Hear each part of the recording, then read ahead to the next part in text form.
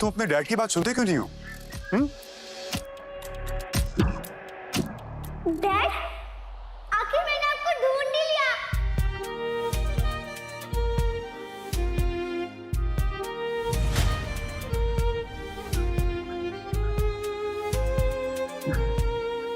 Dad मिल गई, dad मिल गई, dad मिल गई।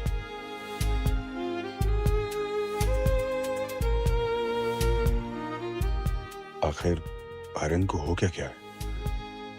इससे पहले तो इसने कभी ऐसा बिहेव नहीं किया था। डैड मिल गई, डैड मिल गई, ये डैड मिल गई। क्या हुआ तुम्हें? तुम ठीक तो हो ना बेटा? हाँ, आज तो मैं बहुत ही ठीक हूँ डैड। रोहित हैरान हो गया था। हमेशा चुपचाप रहने वाले आर्यन को आज हो क्या गया था? इस बच्चे में चेहरे के सिवा कोई गुण नहीं था जो आर्यन से मेल खाता हो। रोहित फिलहाल ऐसा कुछ नहीं करना चाहता था जिससे आर्यन पर कोई स्ट्रेस हो।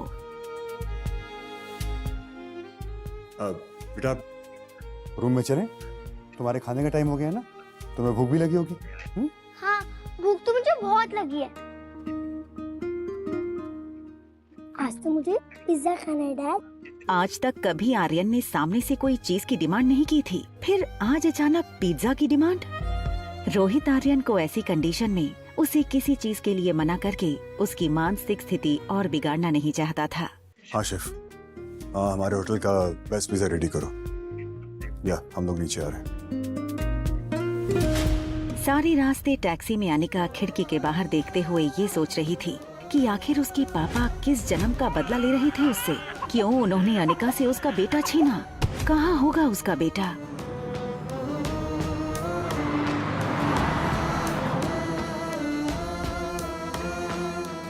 चलो गेम टाइम ओवर, टैब लाओ।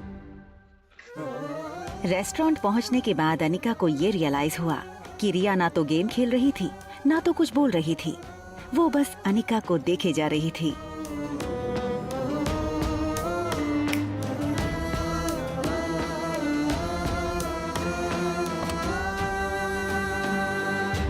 चलो आज टेबल मैं चूज करूंगी। रिया ने ऐसा टेबल चुना जहाँ से लिफ्ट का दरवाजा ठीक से दिखाई दे। उसे अपने दोस्त को पहचानना था, ये वाला। जो ब्लैक जीन्स और ब्लैक टी शर्ट पहने लिफ्ट से निकलेगा। नहीं नहीं, आप यहाँ मत बैठिए, वहाँ बैठिए। आर्यन का ऐसा बर्ताव रोहित ने पहले कभी नहीं देखा था।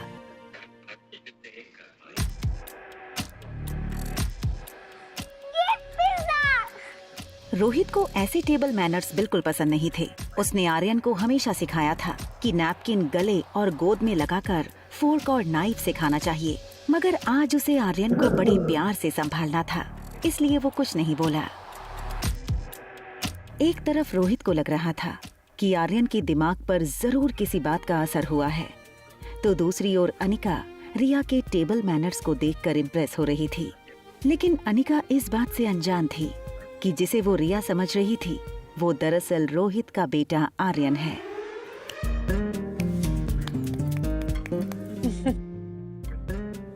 अचानक अनिका की नजर रिया की आंखों पर पड़ी। आर्यन की आंखें हमेशा थकी हुई और कमजोर लगती थीं, इसलिए अनिका ने अपनी पर्स से एक आईना निकाला और आर्यन को दिखाकर बोली, ये तुम्हारी आंखों को क्या हो गया है?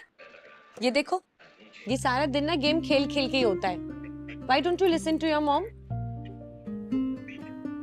Mom, I will listen to you.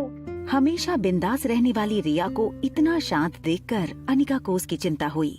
Anika उसके जवाब से संतुष्ट नहीं थी।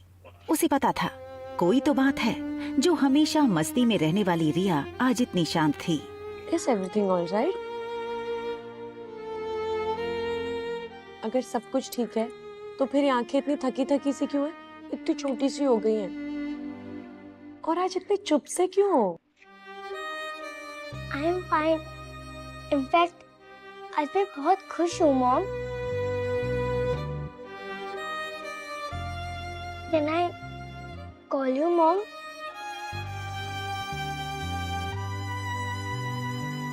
अनिका ने सोचा कि रिया आज तक उसे मम्मा बुलाती थी, अब मॉम बुलाना चाहती है।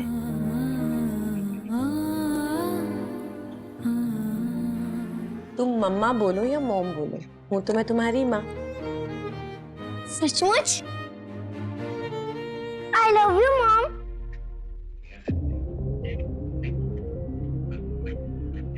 मम्मा ने आपको कैसे ढूंढा? आप इतने साल से थे कहाँ? ये सब सुनकर रोहित स्तब्ध था और सोच रहा था कि उसके बेटे को आखिर हो क्या गया है। वो क्यों ऐसी अजीब अजीब बातें कर रहा है। मैंने ना इंटरनेट पे एक वीडियो देखा था जिसमें एक लेडी 7 साल के बच्चे को ये यकीन दिलाती है कि पिछले जन्म में वो उसका बेटा था और वो बच्चा अपनी असली माँ को छोड़कर उस लेडी के साथ चला जाता है। उस सामने वाली ब्यूटीफुल सी दीदी, उनसे मिलने के बाद आर्यन का बिहेवियर काफी चेंज हो गया है। ना चाहते हुए भी धीरे धीरे उसे सनी की बात सच लग रही थी। कहीं उस अनिका ने आर्यन पर जादू तो नहीं किया। मारवा ग्रुप की 22 कंपनी स्टॉक एक्सचेंज में लिस्टेड थीं। मनाली में इंटरनेशनल लेवल की एक आधुनिक मल्टी स्पेशलिटी हॉस्पिटल थी। इतना बड़ा एम्पायर होने के बावजूद रोहित को अपनी पूरी लाइफ 1 सेकंड में फीकी लगने लगी थी। फिलहाल उसके लिए दौलत और शोहरत कोई मायने नहीं रखती थी। मायने रखता था तो बस आर्यन। रोहित आर्यन से अपनी जान से भी ज्यादा प्यार करता था, लेकिन आज अनिका के कारण उसे आर्यन को खोने का डर सता रहा था। रिया अब पिज्जा पर से अपने फेवरेट टॉपिंग्स चुन चुन कर हाथ से निकाल कर खाने लगी। तभी उसका ध्यान सामने बैठे रोहित के मसल्स पर गया। रेगुलर एक्सरसाइज की वजह से रोहित का शरीर फिट था।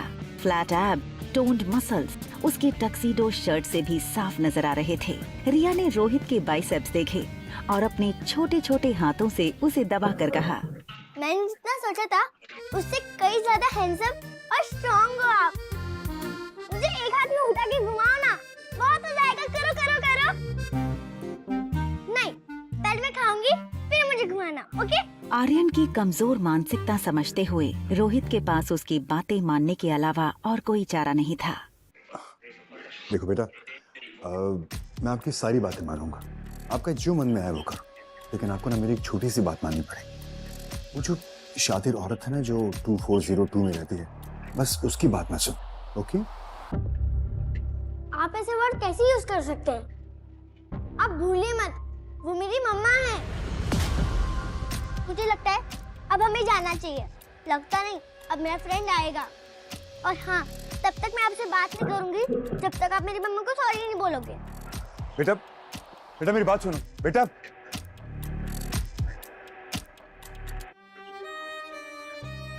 रोहित ने देखा कि आज आर्यन की बातों में, उसकी चाल में एक अलग ही कॉन्फिडेंस था। उसने हमेशा चाहा था आर्यन भी बाकी बच्चों की तरह स्ट्रॉन्ग और कॉन्फिडेंट हो, मगर इस तरह का ओवरनाइट बदलाव उससे हजम नहीं हो रहा था। मुझे वॉशरूम जाना है।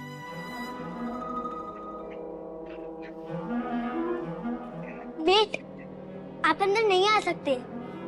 आप जानते हैं ना?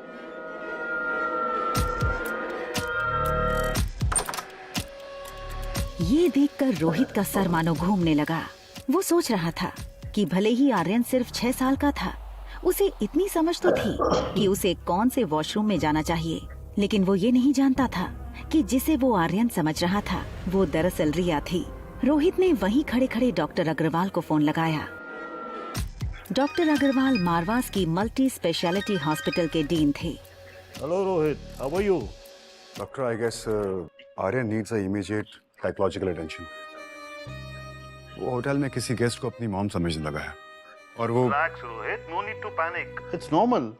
यूजुअली इस उम्र में बिना माँ के बच्चे ऐसा करते हैं। इनफैक्ट कई बच्चे तो अपनी मरी हुई माँ से बातें भी करते हैं। It's just a passing phase. फिर भी अगर सिम्टम्स लॉन्ग लास्टिंग रहे तो let me know and I will appoint the best child psychologist for you, okay? Okay doctor, thank you. ठीक उसी वक्त अनिका आर्यन को लेकर मेन एंट्रेंस से आई। आर्यन ने पीछे से पापा को पहचाना। उसे पता था कि अगर पापा ने आर्यन को उसे किसी अजनबी के साथ बाहर से आते देख लिया तो उसकी खैर नहीं। इससे पहले कि रोहित उनकी तरफ मुड़ता, आर्यन अनिका के पीछे से स्टेयरकेस के रास्ते ऊपर चला गया। रोहित किसी की भी परवाह किए बिना अनिका पर टूट पड़ा। क्या चाहिए तुम्हें? क्यों कर रही हो मेरे बेटे के साथ ऐसा? देखिए, आई थिंक आपको कोई ना गलतफहमी कितने हुई है। पैसे चाहिए तुम्हें? जितने तुमने सोचे नहीं होगे उससे कहीं ज्यादा मिलेंगे, लेकिन हमसे दूर रहो। बस हाँ, अब इसके आगे कुछ मत बोलना। क्या ना बोलूं? तुमने मेरे बेटे की हालत देखी? और आप मेरे बेटे के सामने जो बकवास कर रहे हैं, आपको समझ आ रहा है उस पर क्या असर पड़ेगा? हाँ रिया,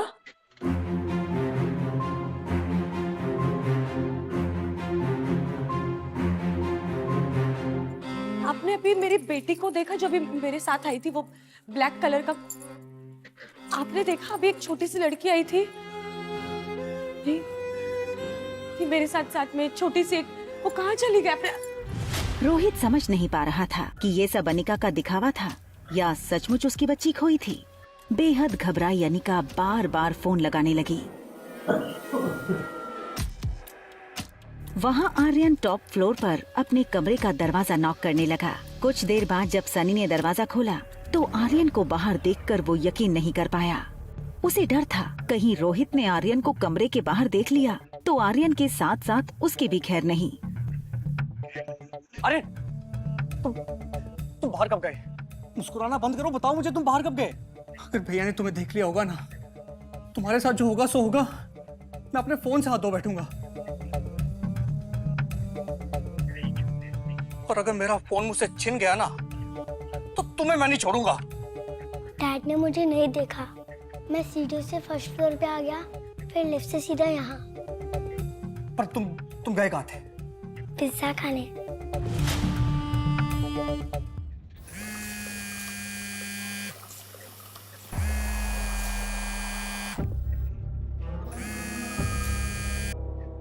हाँ हेलो मम्मा। मम्मा मैं वॉशरूम में हूँ। रिया की इतनी बात सुनकर अनिका की जान में जान आई। रिया,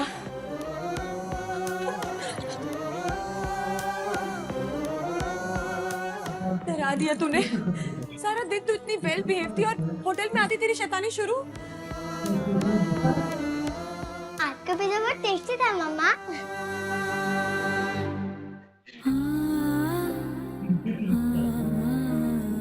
ठीक है, फिर ले जाऊंगी, पर ऐसा मत करना।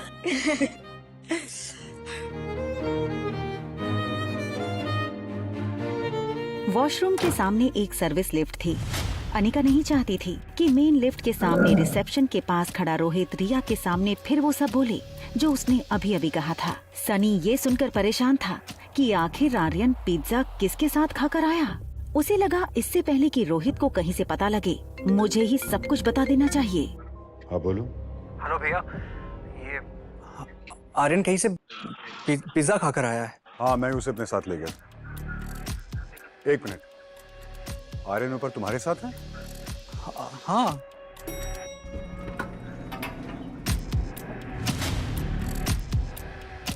ठीक है मैं ऊपर आता हूँ। ओके। इससे पहले कि आर्यन अनिका को पूरी तरह से अपनी मां मान बैठे, मुझे कुछ करना होगा।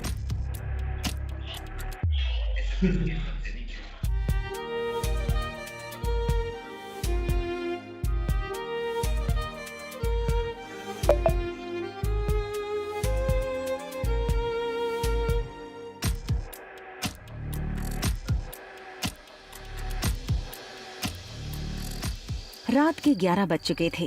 अनिका अपने स्वीट के बेडरूम में बेड पर लेट गई। सारे दिन की थकान के बाद अब उसके शरीर की कमजोरी उसकी आंखों में साफ दिखाई दे रही थी। वहाँ बगल में रिया बेड पर लेटी तो थी मगर नींद उससे कोसों दूर थी। रिया की आंखों के सामने बार बार एक ही फिल्म चल रही थी। रिया, मम्मा और डैड घूमने गए हैं और रिया डैड के कंधों पर बैठी है। मम्मा कितना अच्छा होगा ना जब आप और डैड दोनों साथ रहोगे, है ना? अनिका की कच्ची नींद अब गहरी हो चुकी थी, इसलिए उसने रिया की बात नहीं सुनी। रिया ने मम्मा को डिस्टर्ब न करने का सोच के उसे हक कर लिया। अपनी आंखें बंद की, ये सोचकर कि शायद नींद आ जाए। वहाँ आर्यन की भी हालत कुछ वैसी ही थी। खुली आंखें और नींद गायब। आर्यन अपने कमरे में हमेशा डैडी के साथ सोता था, मगर आज उसके साथ थी मॉम के साथ बिताए वक्त की स्वीट मेमोरीज। दोनों बच्चों की आंखों से नींद गायब थी, लेकिन दोनों के पास अब एक उम्मीद थी। ये उम्मीद कि बहुत जल्द हम मम्मा एंड डैडी के बीच सोएंगे।